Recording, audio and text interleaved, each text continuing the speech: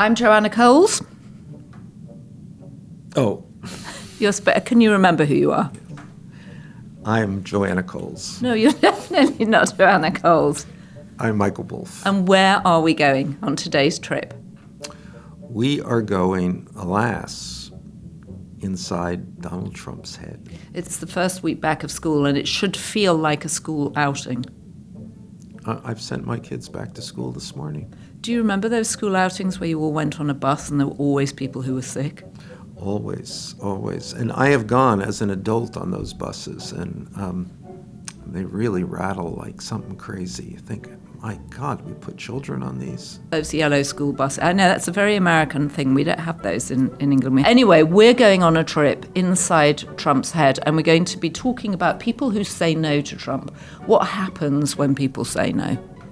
What happens when people say no? What happens to them, and what happens inside his head? The chemistry of no for Donald Trump is combustible. The chemistry of what happens when you say no to Donald Trump. So come with us on our magic school bus ride. Buckle up. I have a feeling it's going to get bumpy.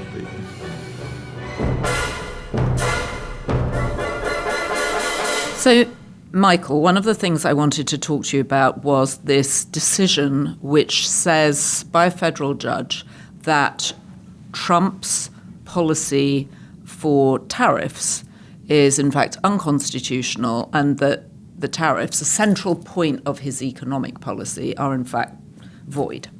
Okay, and let's just fill in there. Trump has these tariffs that Trump has set, and they've been a theme since the beginning of the administration, have been unilaterally set. I mean, even people in the White House talk about, when I've talked to them about this, and I said, well, where did you get these numbers? Everybody goes, I don't know. He just came up with these numbers. I mean, this is a true unilateral decision. In the past, trade decisions like this have been they're very complicated. They've been arrived at through complex formulas. They have passed through Congress. These are meaningful decisions which have a major impact on the country's economy. He comes in unilateral. Tariffs. We want tariffs. Tariffs are going to be used to raise money. They're going to be used to punish other countries. They seem very punitive, some of them. They're all kinds. There's something. Why? It's something I can do. I can declare tariffs. Okay. The court comes along, and this was late last week, and says obviously, no, you can't. And so. What is essentially, I think, a fundamental question is, how does Trump react to that? And let's set that in the context of, in our system of government, the president is told no a lot. And that's a check and balance, and you have to adapt to it, work around it, rethink it. That is all about process. Trump doesn't do that. Trump is literally, in people, when this happened, I think this decision came down on Friday, and I called people in the White House. The response was, one person said, uh-oh. Another person I spoke to said, bad weather. Is that why we didn't hear from him over the weekend? Because he was just fuming about this? Yeah, well, I can't answer that, but I know that when this happens, and let's just set this, and I think it's a baseline to understand Donald Trump. You can't say no to him. I mean, you just can't say no. And when someone does say no, he flies into a rage. Mm-hmm. He goes off his rocker. Steve Bannon used to talk to me about this, and it was like just don't try it. Don't try. If you try to any situation in which he faces opposition, in which someone might be able to actually say no to him, he goes crazy. But these are judges saying no to him, so they're not in the room, right? I mean, you think also of the decision that came down on Tuesday that his insistence on putting the National Guard into LA violated federal policy. Let me go back and set this. One of the other things that's happening here is Trump and the people around him. Mm-hmm. Okay, the people around him know that he must get what he wants. He must A, no one must say no to him. B, he must get what he wants. So, and what he wants is never particularly grounded in law, convention, the normal things reality that people in political life have to figure on, have to calculate. So one of the ways that this happens is that the people around him go through each of the pertinent laws is looked at, and then they look for the soft language. Now, the soft language can be is defined at those. There is often an exception built into the law for crisis situations. I mean, what if we're attacked? What if there's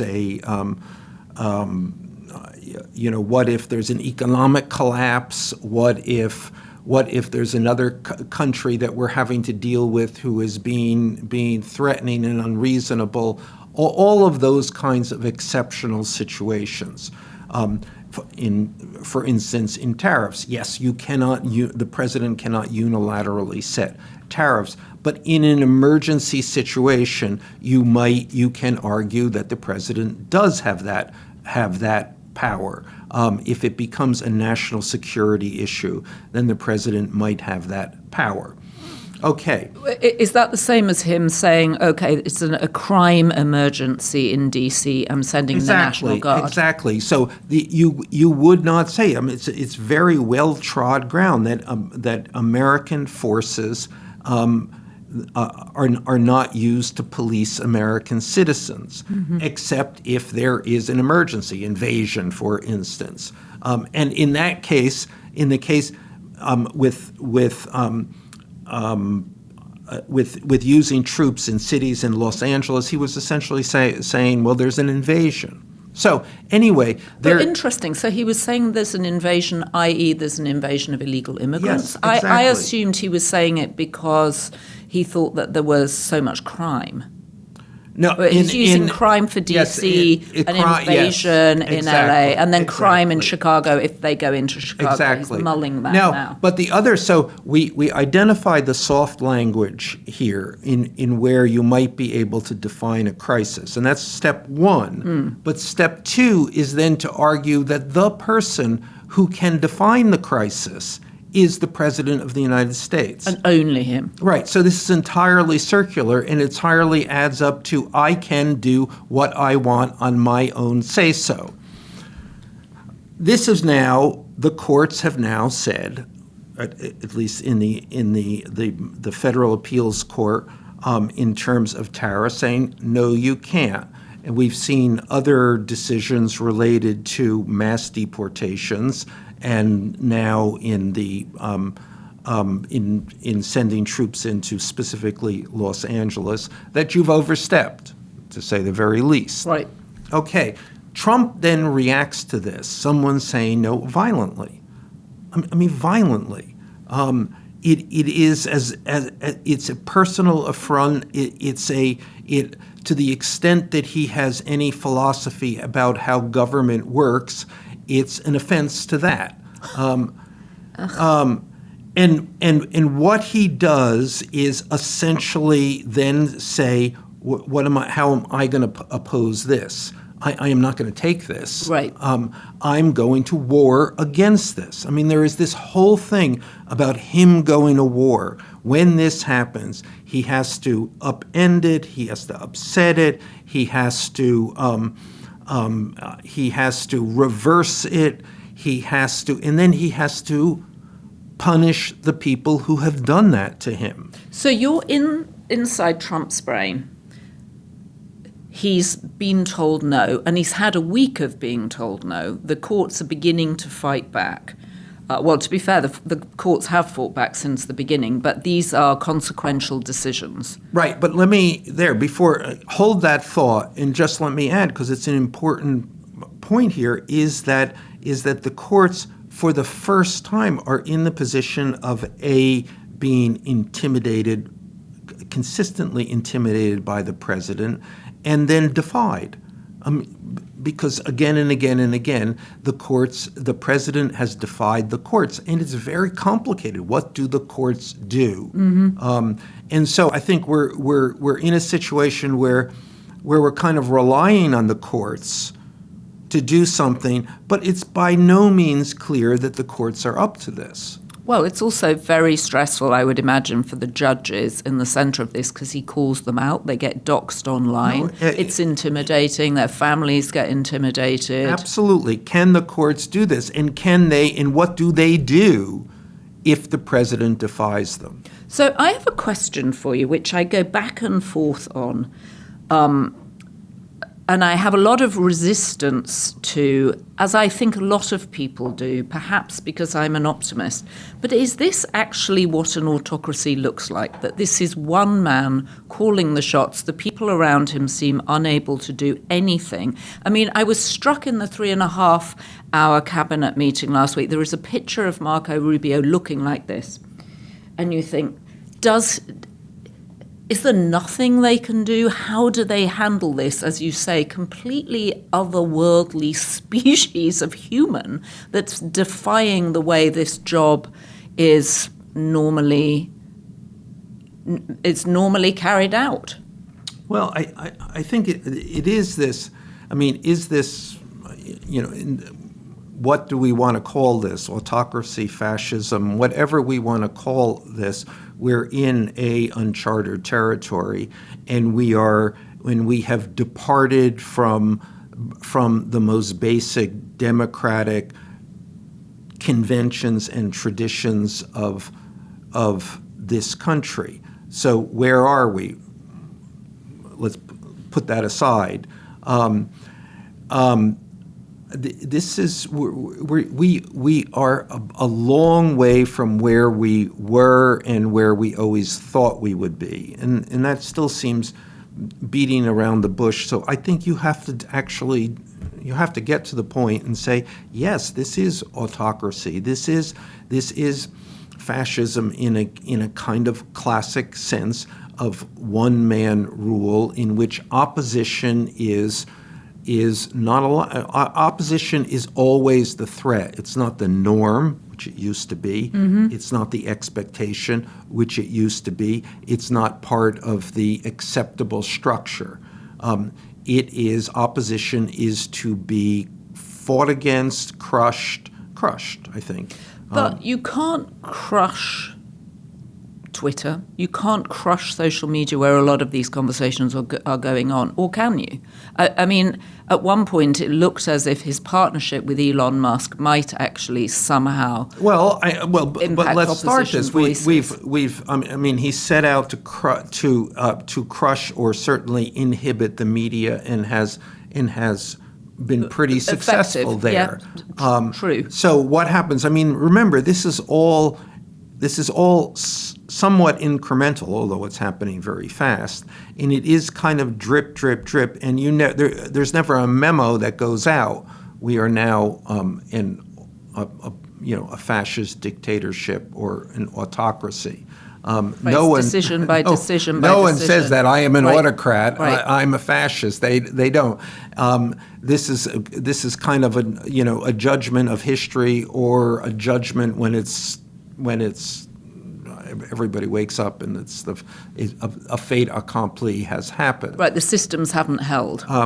So The institutions haven't held. I mean, when I wrote my last book, and which was about the campaign, which was right up through the until the inauguration, and it really seemed to me thematically it seemed to me to be binary. The system would crush Donald Trump, all of those trials, or he would crush the system.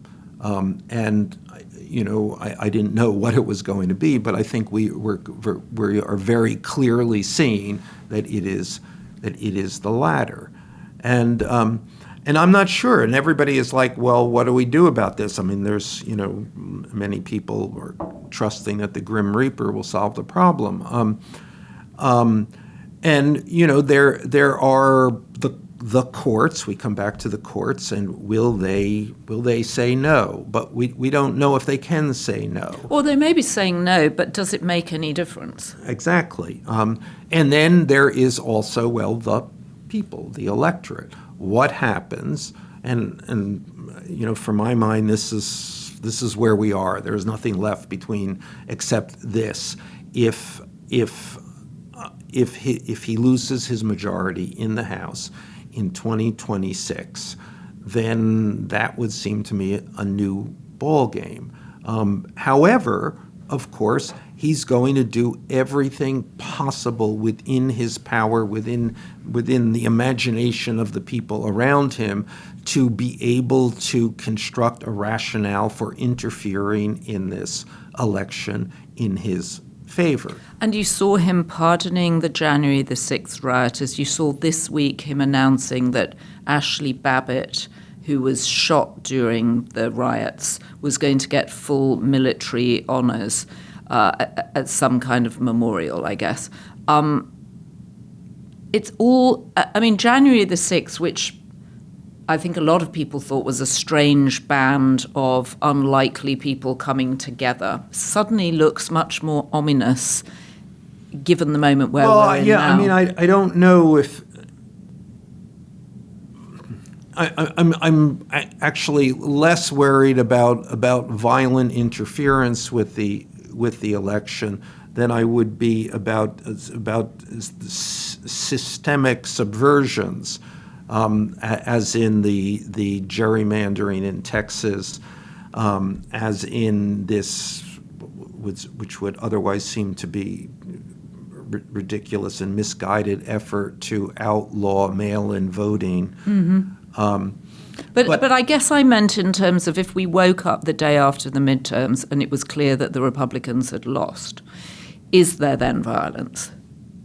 I don't know, but yes, possibly. Everything at this point, everything becomes more uncertain. We don't know what will happen. We have never been there before.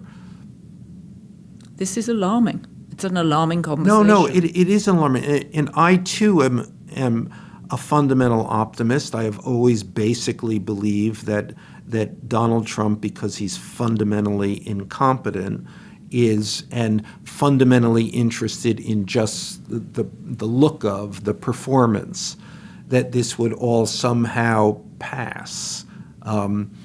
And to your point about incompetence, that he makes so many announcements that actually it doesn't add up to anything other than a sort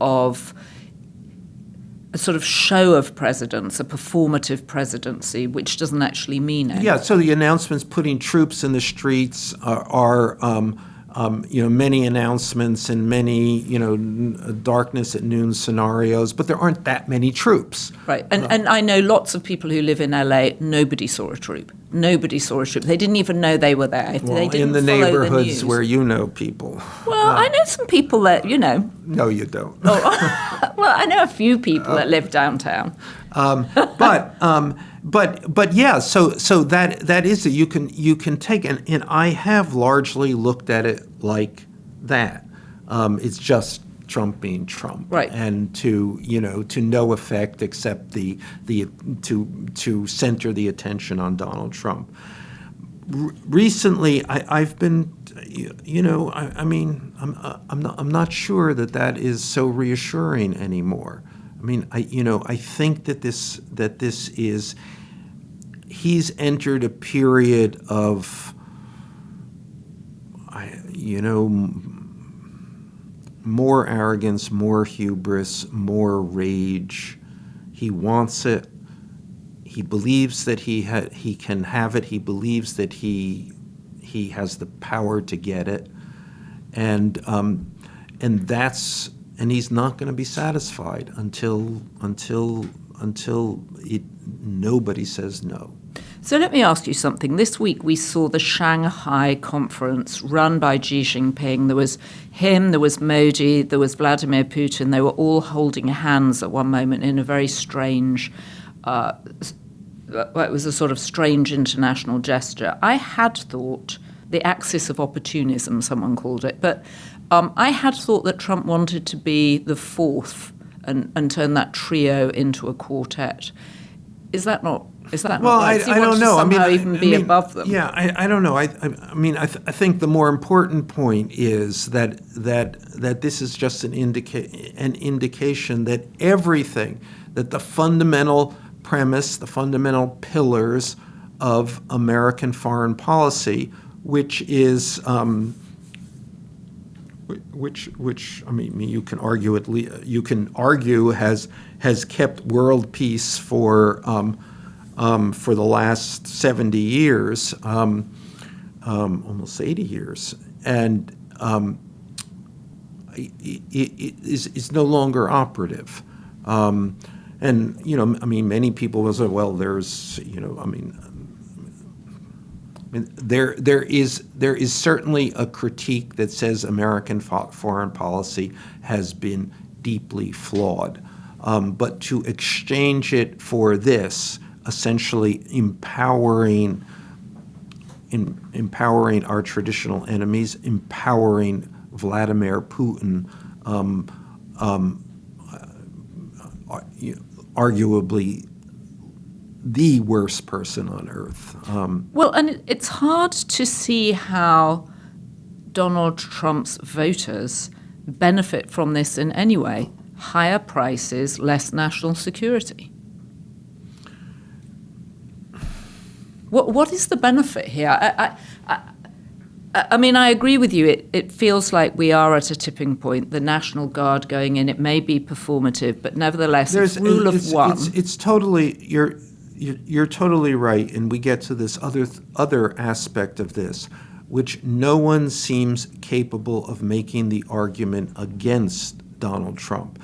No one seems capable of making an argument that says, look at this, you're getting nothing out of this. This is, the consequences here are all negative. And partly no one can make the argument because when he makes the argument, or when his hysteria, and there's always a level of hysteria that he greets anything with. I need to put troops in the street. I mean, it's essentially, that's his governing principle. Hysteria. It's an emergency. American carnage. And that then crowds everything else out. This is perfectly in media terms. Hysteria rules. So no one else can get attention. He gets all the attention. Attention is the currency of our time, and it's zero sum. He gets it, nobody else gets it. So therefore, there are no arguments that can oppose Donald Trump. So Democrats watching this, and I think our audience is largely Democratic, would say, well, Gavin Newsom's taken a page out of Trump's playbook. He's, sending out funny tweets. He's coming back at Trump. Is there any validity to that? Yeah, no. I think it's the one indication that somebody is understanding that Donald Trump speaks in a different language. That Democrats have to be responsive in some way that they haven't been. A couple of weeks ago, I had dinner with a likely Democratic presidential candidate. I mean, an estimable person and in every way, and a serious person, a person who obviously is approaching all issues in a, not to mention a logical but also a moderate way. Someone who it ought to be easy to respect. There's no reason not to respect this person except that he's a complete dweeber. You mean, oh God, is he just very boring? Yeah, completely. Because when you spoke to him, he responded in policy paragraphs. Come on, and this is sitting a few people at a table over dinner. I mean, a social occasion actually. And there it was, incredibly rehearsed, incredibly, he talked, everybody turned off. Right. And that's what the Democrats, that is what passes for moderate politics. Well, so you say that Donald Trump doesn't speak in the same language as everybody else, but the audience has stopped hearing the familiar language of politics, and they like what he's saying, right?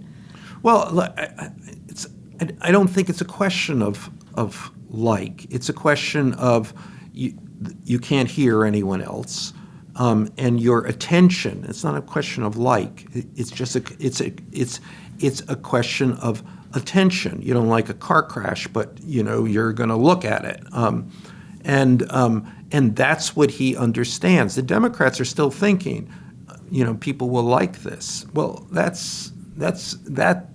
It doesn't work like that. That's not the nature of attention. But it does look like some of the Republicans that went home and held town halls were shocked and surprised by the vehemence against the big, beautiful bill, about people complaining about their local hospitals closing, about people being wiped off Medicaid. Well, I mean, I've been hearing about the Republicans going home to town meetings since 2017. I mean, this is partly because Republicans also can't talk the Trump talk. And and then when Trump comes out again, matter of fact, the Republicans tend to lose when Trump is not on the ballot. They tend to win when he is on the ballot. So the Republicans don't know what they're doing either. But right, that's a great point. And that's an issue, and I think that there is strong reason, to hope and anticipate that the Democrats will win at least in the House in 2026 in a normal world. But Donald Trump also knows that. So he is going to do everything possible. And, in a divided electorate, you don't need a lot of movement there to either take or to protect. So I'm just going back to the question that I've asked you before. Where is Elon Musk's America Party in this? Has he just given it up? Was it also a performative gesture, a fit of pique against Trump? Or do you actually think he might be able to wrestle 10 seats away from the Republicans? I don't know. I think that he's probably... there are forces within the Republican Party, notably J.D. Vance, who have tried to talk him down and may have succeeded in talking him down. Elon has a set of his own problems, obviously, business problems. But Elon is also, I suspect, where is his attention? Where is his focus at any given moment? Within his business practices, he has the philosophy of the surge. So you can ignore a problem, and then in order to fix it, you suddenly go all in. Could he do that? And essentially, he did that in the 2024 election. Right. He did not become involved in the election truly until August. And then he went into Pennsylvania all in $300 million. Right, post the assassination attempt, Right. right? Wow. Well, this was not the conversation I was expecting to have, but it is one that I think is truly depressing. It is, and I think we have to have it. More people have to have it. Have we slipped beyond a point here? Is this, a lot of people say, and a lot of comments that I get is, will you tell us when we have to be worried? We have to be worried. We have to be worried, yeah. We have to be worried. Let us know what you think. A bit more of a sober inside Trump's head than perhaps we were expecting, but nevertheless, asking lots of questions. And as you say, people write to us all the time and say, this is the beginning of something that's irrevocable for America. I've always said that this is an anomaly. And it just is this weird Trump moment, and it's all about Donald Trump. And when he goes away, there's no one to replace him. He's a singular figure. By the hand of the angel of death or otherwise, there's no one to replace him. But for now, he's very much there. If you have been, thank you for joining us. Please subscribe to The Daily Beast. Leave us your comments. What do you think about the conversation we've just had? How worried are you? You can subscribe wherever you get your podcasts, Spotify, Apple, YouTube, and don't forget, wherever she is, and she may be a little worried too, the First Lady, she would have us be beast. And thank you to our production team, Devon Rogerino, Anna von Urson, and our editor, Jesse Millwood.